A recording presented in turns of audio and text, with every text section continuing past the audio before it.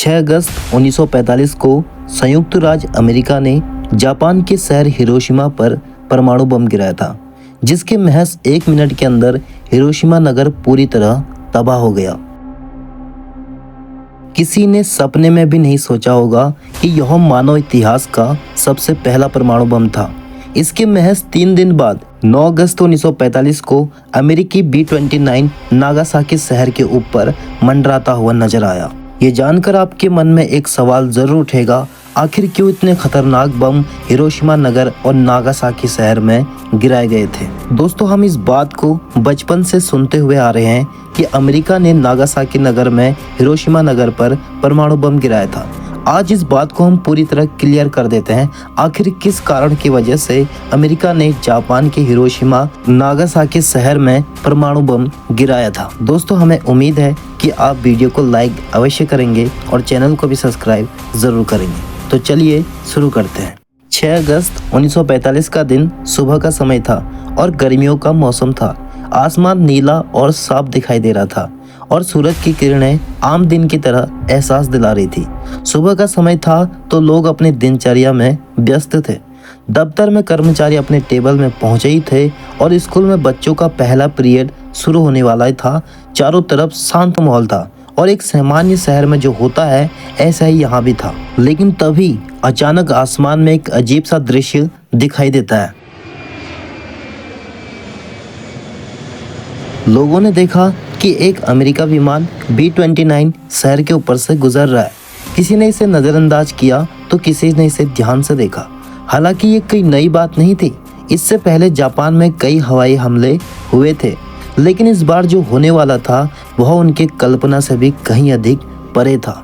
सुबह के लगभग 8:15 के समय का आसपास रहा होगा। इस विमान से अचानक कुछ अजीब सी चीज नीचे की तरफ गिरती हुई नजर आती है। एक छोटी सी वस्तु जो धीरे धीरे नीचे की तरफ आ रही थी। लोगों ने सोचा यह कोई साधारण सी चीज है, लेकिन किसी ने सोचा भी नहीं था कि यह मानव इतिहास का सबसे पहला परमाणु बम है। लेकिन तभी 43 सेकंड के आसपास एक जोरदार धमाका हुआ। आसमान में एक भयंकर रोशनी चमकी, इतनी तेज कि कितने ही लोगों की आंखों की रोशनी चली गई। आंखों में अंधेरा छा गया। यह रोशनी मानो एक सूरज की तरह चमक रहा था। विस्फोट के तुरंत बाद एक बहुत बड़ा आग का गोला उड़ता हुआ नजर आया और लगभग तापमान 40,000 डिग्री सेल्सियस तक पहुंच जाता है। जो लोग विस्फोट के केंद्र में थे वो पल भर में ही राख में बदल गए। उस समय हिरोशिमा में 3 लाख से ज्यादा लोग मौजूद थे और उनमें से करीब 80,000 लोगों की पल भर में ही मौत हो गई। इमारतें गिर रही थी, सड़कें जल रही थी और चारों तरफ मलबा फैला हुआ था। हर तरफ आग का तांडव हो रहा था। परमाणु बम के फूटने से हानिकारक रेडियस के धुएं के चपेट में कुछ लोगों का दम घुटने लगा और ये वही दिन था जिस दिन दुनिया को परमाणु बम के बारे में पता चला और यह बम दुनिया में पहली बार युद्ध के लिए इस्तेमाल किया गया था। विस्फोट के बाद वहां का हालात कुछ इस कदर हो चुके थे मानो हर तरफ राख ही राख नजर आ रही थी। धुएं का गुब्बार आसमान में 40,000 फीट तक उड़ गया था। लोग कुछ समझ ही नहीं पाए आखिर यह किस प्रकार का हमला है। लोग इधर उधर भागने लगे और नदी की तरफ दौड़ने लगे। कुछ लोग जलने की वजह से नदी के किनारे ही दम तोड़ने लगे तो कुछ लोग धुएं से उठने वाले रेडियंस की वजह से मरने लगे। लोग इतने मर चुके थे कि अस्पतालों में भी जगह नहीं मिली और रेडियो संचार पूरी तरह ठप हो चुका था। आग की लपटें रात में भी शहर को घेर कर रखा हुआ था।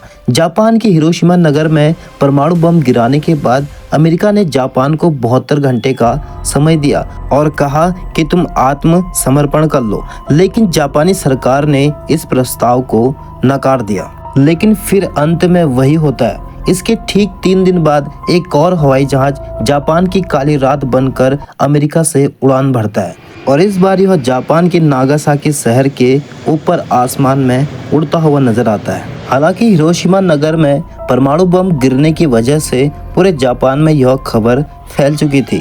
कहीं न कहीं नागासाकी लोगों को यह डर था कि कहीं कुछ अनहोनी घटना न घट जाए, लेकिन किसी को भी यह अंदाजा नहीं था कि उनका अगला टारगेट नागासाकी शहर ही है। तभी सुबह के 11 बजे के आसपास एक और विमान B-29 नागासाकी के ऊपर दिखाई देता है। इसे देखते ही नागासाकी के लोग काफी डर चुके थे। वह जान बचाने के लिए इधर उधर भागने लगे। वो जान चुके थे कि फिर से कुछ अनहोनी घटना घटने वाली है, मगर अफसोस जब तो वह भागकर कहीं दूर जाते तब तक विमान से एक परमाणु बम नीचे की ओर गिरता है। और इस बार जो परमाणु बम था वह हिरोशिमा नगर में गिराए गए परमाणु बम से भी कहीं अधिक शक्तिशाली था। और इस बार यह परमाणु बम नागासाकी शहर के बीचों बीच में ब्लास्ट होता है। फिर से आसमान में धुएं का गुब्बार उठने लगा। चारों तरफ हाहाकार मच गया। लोग आग के चपेट में आ चुके थे और पल भर में ही लोगों की मौत हो गई। लगभग 74,000 लोगों की मौत फिर से हो गई और हजारों लोग फिर से घायल हो गए और पल भर में आधे से ज्यादा शहर खंडर में बदल गया। अब आपके मन में भी यह सवाल जरूर आ रहा होगा, आखिर अमेरिका ने इतने खतरनाक बम क्यों गिराए नागासाकी नगर और हिरोशिमा नगर पर। दोस्तों, आपके लिए यह जानना अति आवश्यक है और इसके लिए हमें थोड़ा सा पीछे जाना होगा। दरअसल दोस्तों, शुरू में जापान और अमेरिका का कोई लेना देना नहीं था, किसी भी तरह की दुश्मनी नहीं थी। लेकिन उस समय जापान अलग अलग देशों पर अपना कब्जा कर रहा था। जापान ने कई एशियाई इलाकों पर अपना कब्जा कर लिया, जिससे अमेरिका नाराज होने लगा था। तभी अमेरिका ने जापान को समझाया और चेतावनी दी, अगर उसने हार नहीं मानी तो अमेरिका जापान के किसी भी शहर को पूरी तरह बर्बाद कर सकता है। जापान नहीं झुका तो अमेरिका ने बम गिराने का फैसला किया। इसीलिए अमेरिका ने परमाणु बम 1945 में जापानी शहरों में हिरोशिमा और नागासाकी पर गिराए थे, जिस वजह से हिरोशिमा में 1,40,000 लोग मारे गए और नागासाकी में 74,000 लोग मारे गए। अब सवाल यह भी आता है कि अमेरिका ने परमाणु बम के लिए हिरोशिमा और नागासाकी को ही क्यों चुना। इन दोनों शहरों को इसलिए चुना गया क्योंकि इनका राजनीतिक और सैन्य महत्व बहुत था। हिरोशिमा जापान का सबसे बड़ा शहर था, वहाँ सेना का मुख्यालय और बड़ा सैन्य गोदाम था।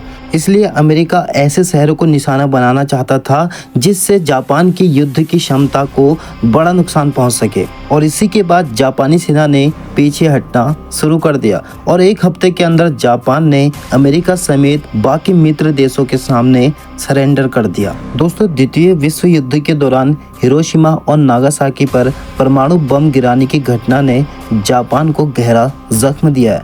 हजारों मासूम लोगों की जानें चली गई जिनकी कोई गलती नहीं थी। जापान की सरकार के फैसलों के कारण ही निर्दोष लोगों की अपनी जान से हाथ धोना पड़ा। अगर जापान ने समय रहते ही आत्मसमर्पण कर दिया होता तो शायद हजारों जिंदगियां बचाई जा सकती थी। इस घटना ने दुनिया की युद्ध की भयावहता का एहसास कराया और भविष्य में ऐसी घटनाओं को रोकने के लिए प्रेरित किया। आज भी यह घटना इतिहास में एक कड़वी सच्चाई के रूप में याद की जाती है और हमें शांति और मानवता के महत्व को समझाने की प्रेरणा देती है। हमें उम्मीद है कि आपको हमारी यह प्रस्तुति पसंद आई होगी। अगर आपको यह हमारी जानकारी उपयोगी और रोचक लगी तो कृपया हमारे चैनल को सब्सक्राइब करें और वीडियो को लाइक करना न भूलें। आपका समर्थन ही हमें और भी बेहतर कंटेंट बनाने के लिए प्रेरित करता है। तब तक के लिए जय हिंद, जय भारत।